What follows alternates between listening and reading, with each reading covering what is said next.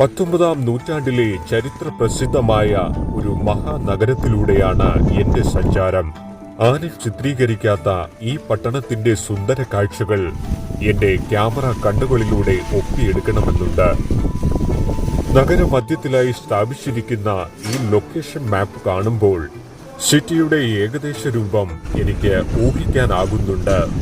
ഈ പട്ടണത്തിലെ പ്രധാന ആകർഷണം ഇവിടുത്തെ റോഡുകൾ തന്നെയാണ്.